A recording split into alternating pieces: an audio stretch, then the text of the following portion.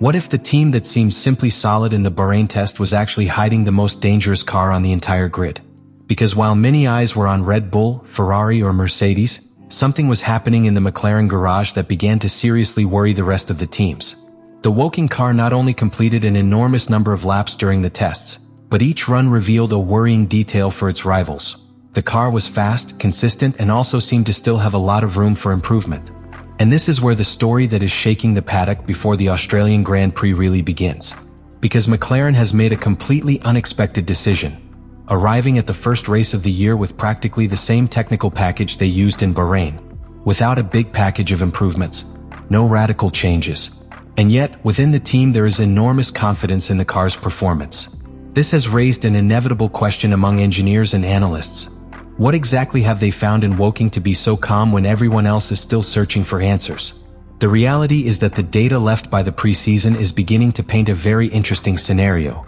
McLaren completed more than 800 laps in Bahrain, accumulating invaluable information on tires, engine modes, long runs and hybrid system behavior.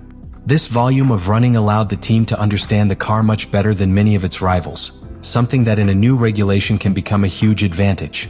But what's more disturbing for the rest of the field is that McLaren wasn't even chasing aggressive lap times during testing, suggesting that the car's true potential could be even greater than what we saw in the timesheet. During preseason testing in Bahrain, the Woking team adopted a very different strategy to many of its competitors. Instead of chasing headlines with fast laps or aggressive qualifying simulations, McLaren focused on deeply understanding the car's behavior. This meant long-running runs, constant setup testing, analysis of different engine modes, and detailed evaluations of the hybrid system under multiple track conditions. This type of program may seem less spectacular to the public, but from a technical point of view it is extremely valuable because it allows you to build a very clear image of the real functioning of the car. In a new regulation where small details can make big differences, having that level of understanding can directly translate into performance when the season begins. Another fact that has attracted a lot of attention in the paddock is the enormous mileage that the team completed during the tests.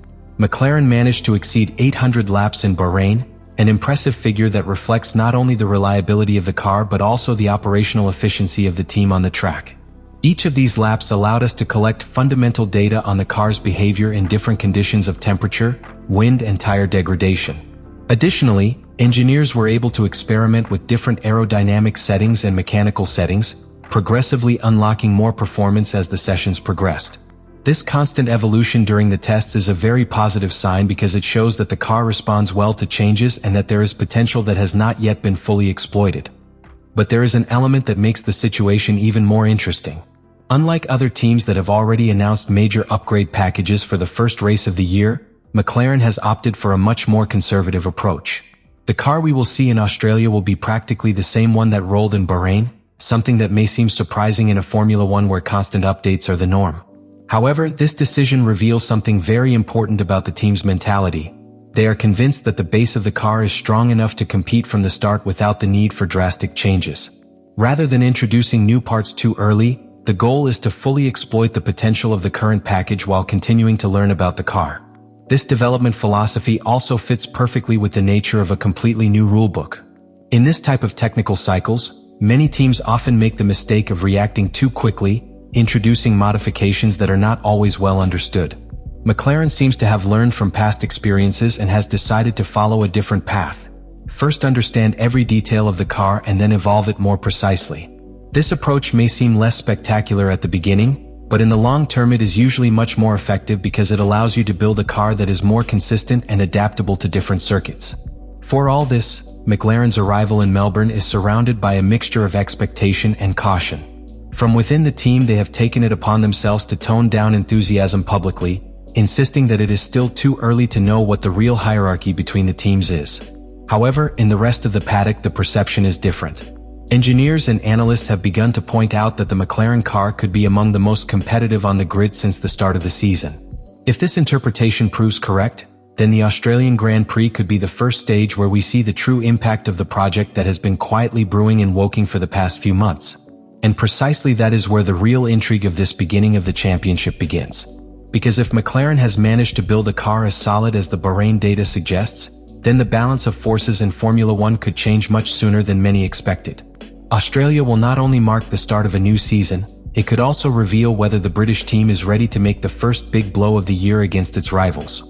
The true magnitude of McLaren's impact begins to be understood when we analyze what really happened during the Bahrain tests. Because beyond the lap times or the simulations that we saw in the final table, what really caught the attention of engineers and analysts was the way in which the car behaved in real racing conditions.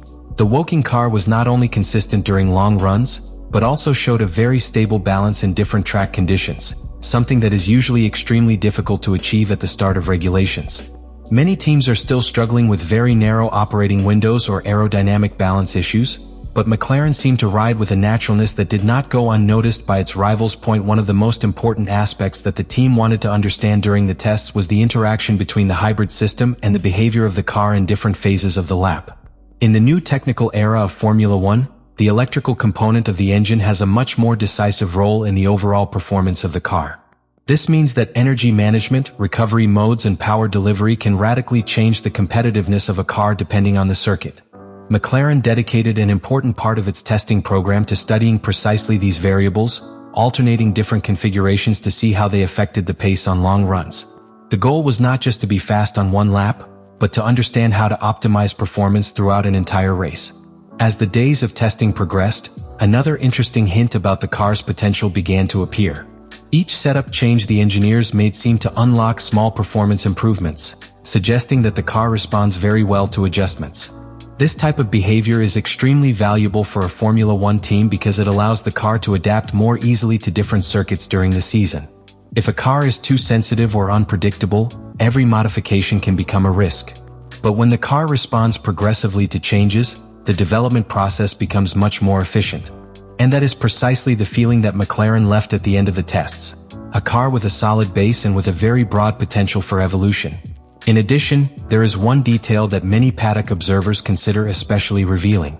During testing, McLaren did not seem interested in showing its true outright pace. While other teams made clear qualifying attempts to gauge their grid position, the British team mainly concentrated on work programs focused on collecting data. This means that the times we saw in the final table may not truly reflect the car's maximum potential. In Formula One, it is quite common for some teams to hide part of their performance during the preseason to avoid revealing too much information to their rivals. And in the case of McLaren, several analysts believe the team could have been running with higher fuel loads or less aggressive engine settings. This scenario has caused speculation to begin to arise in the paddock about McLaren's true competitive level. If the car was already consistent and fast during testing without looking for fast laps, then there is a possibility that the team has additional performance margin that we have not yet seen. And that uncertainty is precisely what is beginning to cause concern in other teams on the grid. Because when a rival seems comfortable, confident, and also does not show all his cards, it is most likely that he has something important prepared for the start of the championship. Of course, the real test will come at the Australian Grand Prix. Melbourne will be the first circuit where all teams will show their real performance under racing conditions, with full strategies, comparable fuel loads, and the pressure of an official classification. But if the signs left by Bahrain are any reliable indication, then McLaren could go into that first race with a very interesting strategic advantage. A car that is well understood, reliable, and capable of further improvement through configuration adjustments. And at a start to the season where many teams are still trying to find answers, that could be a huge advantage. Let me know in the comments what you think about all this.